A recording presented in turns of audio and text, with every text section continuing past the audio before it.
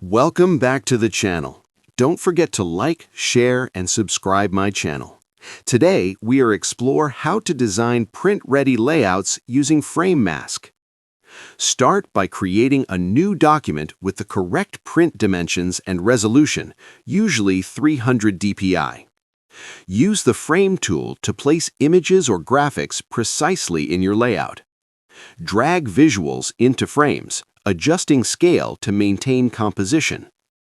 Add text layers for titles or captions, ensuring legibility and proper spacing. Optional tip: enable bleed and guides to prepare your design for printing without cutting issues.